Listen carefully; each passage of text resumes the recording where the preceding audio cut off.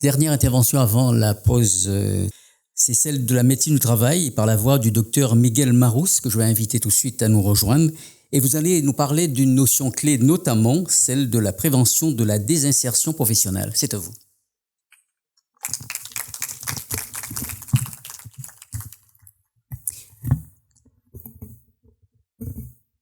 La prévention de la désinsertion professionnelle est un enjeu majeur de santé publique, puisque 3,8 millions de personnes vivent en France avec ou après un diagnostic de cancer. 40% des personnes ayant un diagnostic de cancer sont en emploi au moment du diagnostic. 20% des 18-54 ans et en emploi au moment du diagnostic ne travaillent plus 5 ans après. Au moins 12% des salariés ont connu rejet ou discrimination de la part de leurs collègues. On sait que le cancer entraîne un surrisque de désinsertion professionnelle puisqu'on a 1,4 fois plus de risque de désinsertion professionnelle.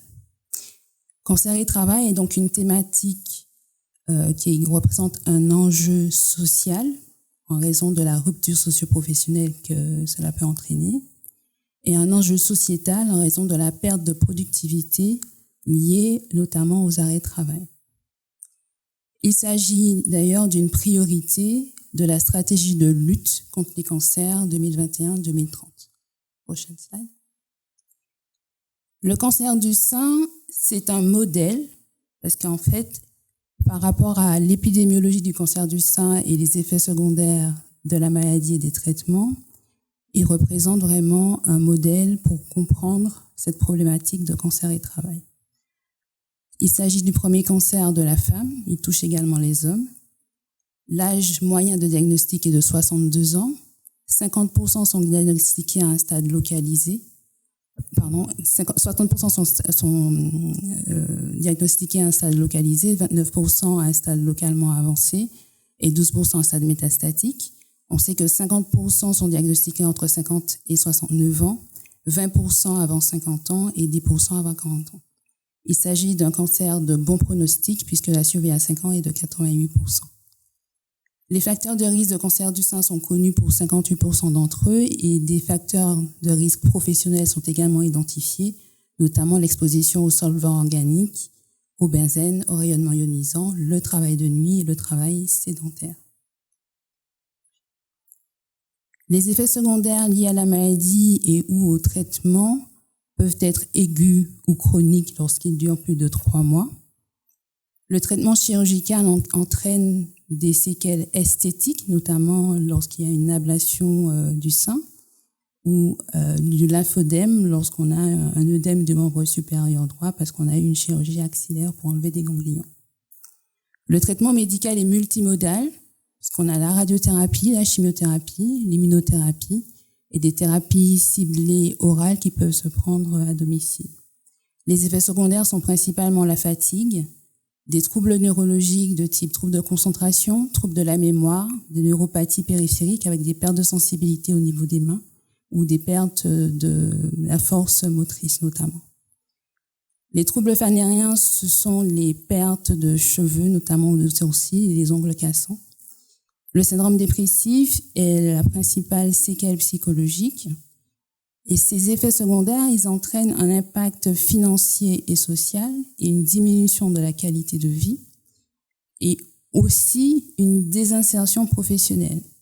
Pourquoi ? Parce que les patients se posent souvent la question, est-ce que je dois annoncer ma maladie au travail ? Est-ce que je dois arrêter de travailler ? Est-ce que je pourrais travailler malgré les traitements notamment ?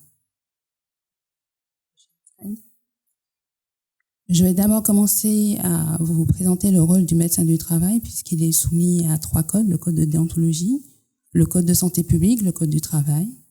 Il reste indépendant, c'est-à-dire qu'il a une indépendance médicale et technique et il est soumis au secret médical, c'est-à-dire qu'il ne doit pas transmettre d'informations médicales à l'employeur. Il a des missions de prévention, notamment de préservation de la santé et de la sécurité des travailleurs, mission d'évaluation des risques professionnels auxquels pourraient être exposés les salariés, une mission d'amélioration des conditions de travail et ces missions sont renforcées par la loi du 2 août 2021. Il est conseillé à la fois de l'employeur et du salarié. Il est également le référent d'une équipe pluridisciplinaire de santé au travail composée d'assistantes administratives, d'infirmières et d'intervenants dans la prévention des risques professionnels auxquels il peut déléguer des tâches.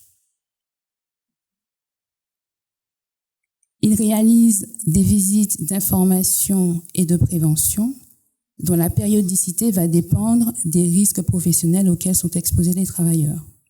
Donc on a 3 types de suivi. Le suivi individuel simple, tous les 5 ans maximum.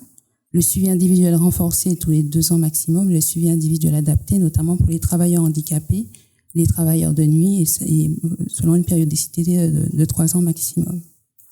Il y a des visites obligatoires, que sont les visites initiales à l'embauche, les visites périodiques, les visites de mi-carrière et de fin de carrière.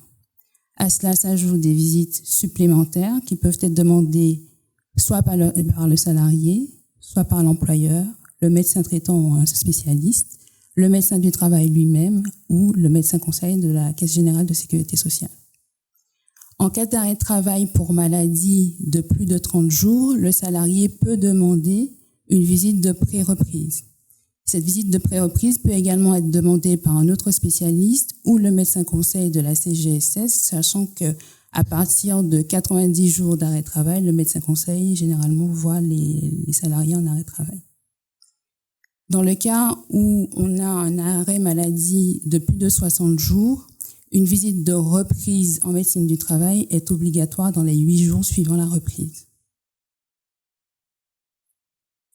À l'issue de ces visites et en fonction de la fiche de poste du salarié, le médecin du travail va émettre un avis d'aptitude des attestations de suivi et il dira que le salarié est soit apte au poste de travail, soit apte avec des aménagements de poste qui peuvent conduire notamment à un reclassement professionnel.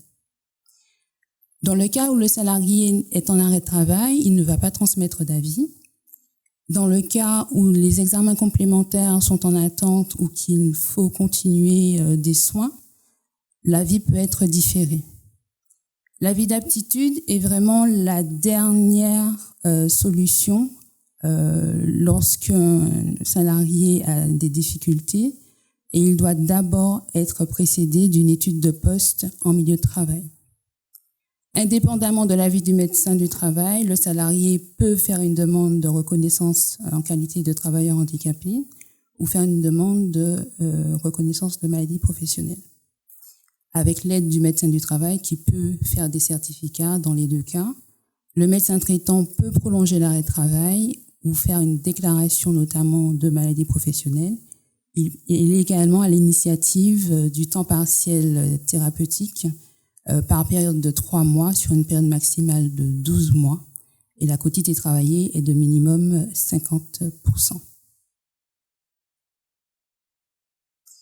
Donc, quels sont les risques de désinsertion professionnelle? Donc, ils sont multiples. Le vieillissement de la population, puisqu'on a les sujets âgés de 60 ans et plus en Martinique qui représentent 25% de la population avec une prévision de 40% aux horizons 2030, la carrière longue, des problèmes personnels, notamment des facteurs sociaux tels que l'isolement social, les inégalités sociales et territoriales de santé, les facteurs économiques avec un taux de pauvreté en Martinique qui est près d'un tiers, les facteurs familiaux.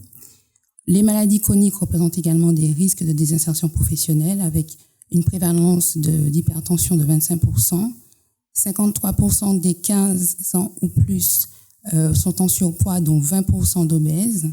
On a 11,3% de prévalence de diabète en Martinique et le cancer est la première cause de mortalité. À cela s'ajoutent des risques professionnels que sont par exemple les risques psychosociaux, les troubles musculo-squelettiques et les expositions professionnelles qui se rajoutent notamment à la survenue du cancer. Donc, le médecin du travail, son rôle est donc de repérer et de prévenir le risque de désinsertion professionnelle et d'apporter des actions correctives. Dans la prévention de la désinsertion professionnelle, les acteurs sont multiples. Le médecin du travail, au sein de son service de prévention et de santé au travail interentreprise, est membre et coordinateur de la cellule de prévention de la désinsertion professionnelle qu'il coordonne en partenariat avec la CGSS, l'AGFIP qui a été présenté précédemment et la MMPH font aussi partie de cette cellule, ainsi que Cap Emploi. Cap Emploi est un organisme de compensation et de maintien dans l'emploi qui va notamment permettre la réalisation de bilans de compétences et de formation professionnelle de personnes handicapées notamment. Les entreprises, bien sûr, sont des acteurs centraux puisqu'en fait, en discutant avec les entrepreneurs, c'est cette communication qui va permettre de pouvoir trouver des aménagements et permettre d'éviter la désinsertion professionnelle. Les professionnels de santé, comme le médecin du travail et les autres spécialistes, sont également des acteurs, ainsi que le guichet unique cancer-emploi du GIPROM qui recense tous les malades atteints de cancer et qui s'occupe également des problématiques de cancer et travail. La cellule de prévention et de désinsertion la cellule de la prévention de la désinsertion professionnelle est inscrite dans la loi 4622-8-1 du Code du travail et la mise en place est effective depuis le 31 mars 2022. L'objectif est un accompagnement individuel, soit du travailleur ou son employeur qui l'a saisi directement, soit du travailleur identifié par la cellule, soit d'un travailleur orienté par le service de santé au travail ou par un partenaire tel que la CGSS ou les organismes de maintien dans l'emploi. L'autre objectif est de pouvoir également réaliser un accompagnement collectif à la demande des employeurs ou en accord avec eux, pour des actions en milieu d'entreprise, notamment d'information et de sensibilisation aux facteurs de risque des insertions professionnelles et au rôle des acteurs de la prévention de la désinsertion professionnelle, des actions de communication, notamment concernant les rendez-vous de liaison et les visites médicales de mi-carrière, pré-reprise ou reprise, et la sensibilisation des entreprises au repérage précoce des salariés en risque de désinsertion professionnelle ainsi que leurs droits et devoirs. La feuille de route 2021-2025 de lutte contre les cancers fait du maintien dans l'emploi un objectif du parcours, notamment avec l'action 2.13, qui préconise de systématiser les visites de pré-reprise ou périodiques à la reprise, d'élargir les possibilités d'aménagement du temps de travail, de décloisonner les dispositifs de financement, d'adaptation des postes de travail et d'accompagnement au maintien en emploi, de mesurer l'effet de la maladie sur les droits à la retraite, d'y apporter des réponses pour éviter que l'impact soit trop important, de permettre des expérimentations visant à faciliter la conciliation maladie et emploi et de structurer un consortium de recherche et d'intervention sur le maintien et le retour en emploi.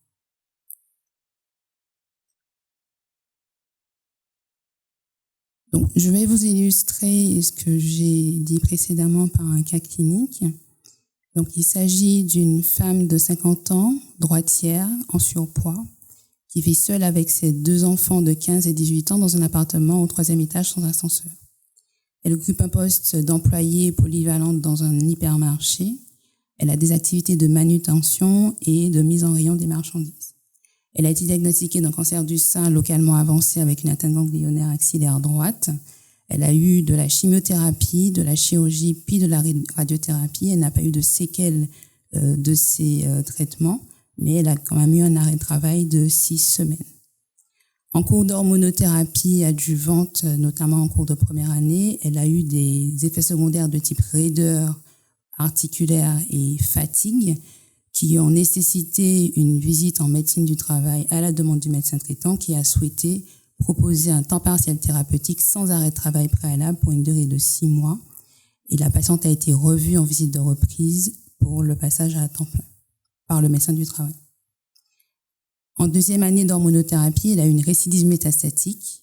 Elle a dû être traitée par chimiothérapie avec des effets secondaires de type neuropathie périphérique qui entraînaient des déficits sensitifs au niveau des mains et des pieds et des déficits moteurs notamment au niveau des mains avec une alopécie et de la fatigue. Donc elle a eu un arrêt de travail complet de 6 mois. Après 3 mois d'arrêt, elle a bénéficié d'une visite de pré-reprise Et le médecin du travail a décidé de faire une étude de poste, de mettre en place un accompagnement social par une assistante sociale du travail qui a permis de faire un bilan social, notamment une visite à domicile, de demander un changement de logement et des aides ménagères. On lui a proposé également un accompagnement par la psychologue du travail en vue d'anticiper le retour au travail et notamment les réactions de ses collègues qui auraient très bien pu ne pas accepter ce retour, notamment parce qu'il faut généralement répartir la charge de travail sur les autres collègues. Et on lui a donc proposé de faire un essai encadré sur le poste pendant 14 jours, renouvelable une fois. À la visite de pré-reprise, elle a proposé de faire une déclaration à MMPH pour la reconnaissance en qualité de travailleur handicapé. On lui a poursuivi l'accompagnement social. L'essai encadré étant peu concluant, on lui a fait des préconisations, notamment en transmettant un avis d'aptitude au poste, mais avec des aménagements de poste pendant un mois. Les préconisations étaient aussi d'éviter le port de charge et les gestes répétitifs avec le membre supérieur droit et d'éviter ou de plutôt proscrire les tâches en milieu froid en raison de sa neuropathie. Elle a ensuite bénéficié d'une visite supplémentaire durant laquelle nous nous sommes rendus compte que les aménagements étaient impossibles. Nous avons donc échangé avec l'employeur sans divulguer d'informations médicales quant aux difficultés rencontrées par son salarié. L'avis qui a été rendu était un reclassement professionnel à un autre poste, ce que l'employeur a accepté. Et d'ailleurs, il a proposé un poste d'accueil. Avant l'affectation à ce poste d'accueil, une étude ergonomique du poste de travail a été réalisée. L'aménagement proposé a été la mise à disposition d'un siège adapté à sa morphologie et un casque audio avec microphone. En termes de conclusion et de perspective, donc le médecin du travail joue un rôle important dans l'organisation des visites de pré-reprise. Il est important d'orienter les salariés vers les autres acteurs du maintien dans l'emploi et de compensation du handicap. La communication avec l'employeur est primordiale pour permettre des aménagements de poste et trouver des solutions d'accompagnement du salarié. D'autres solutions sont possibles, notamment le télétravail, la mise en invalidité avec du travail à temps partiel, l'aménagement d'horaires ou les congés fractionnés notamment. Pour les employeurs, il convient de sensibiliser leurs salariés à la visite de pré-reprise, puisque généralement cette visite de pré-reprise est à la demande du salarié et pas de l'employeur. Il convient de mettre en place le rendez-vous de liaison et il est aussi important que les employeurs transmettent les informations, notamment les arrêts de travail, parce que tant nous, médecins du travail, nous ne savons pas que le salarié est en arrêt de travail, nous ne pouvons pas vraiment agir. Il est aussi important qu'ils demandent des visites supplémentaires en cas d'arrêt de travail multiple, parce que les arrêts de travail multiples peuvent être un signe précurseur de désinsertion professionnelle. J'ai mis en dernier point la discussion d'un référent cancer et travail au sein des services de prévention et de santé au travail, parce qu'on a aussi des cancers professionnels. Donc, au-delà des cancers liés aux facteurs de risque environnementaux, on a aussi des cancers professionnels. Donc, je pense que nous pensons en tout cas en médecine du travail qu'il serait peut-être intéressant d'avoir un référent cancer et travail pour pouvoir mieux collaborer et avec notamment tous les organismes de maintien et à l'emploi et de compensation du handicap pour mieux accompagner les entreprises et les patients. Et le dernier point, du coup,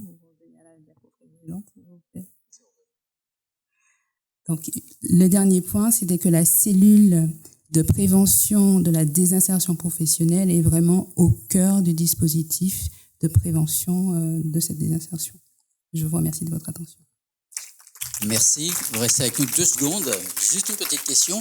On a bien compris qu'il était beaucoup question de risque et de prévention de la désinsertion professionnelle. Mais est-ce qu'on sait aujourd'hui, au vu des chiffres qu'on a par rapport à ces questions touchant au cancer et au travail, ce que ça représente, le nombre de cas, est-ce que c'est quelque chose de très important? On a bien conscience qu'il y a beaucoup de choses encore à faire, notamment en mettant en œuvre la cellule, notamment. Qu'est-ce que vous en dites? Les 2 dernières études qui ont été réalisées sous l'égide de l'INCa, Vican 2 et Vican 5, donnaient quelques chiffres, mais elles datent de 2014 et 2017. Donc je pense que cette thématique, elle est vraiment importante et comme disait Monsieur Ruffin, la recherche aussi est importante puisque c'est en faisant des études notamment randomisées, c'est-à-dire lorsqu'on fait un tirage au sort entre une intervention ou pas, qu'on peut avoir des réponses beaucoup plus précises. Donc effectivement, la recherche cancer et travail est importante. Et donc c'est en cours? Il y a des études qui sont déjà en cours d'inclusion notamment. D'accord, nous aurons certainement l'occasion d'en reparler à l'occasion de débat tout à l'heure. En tout cas, merci beaucoup, Dr Miguel Marousse, d'être revenu avec nous, de nous avoir exposé ces éléments concernant la médecine du travail.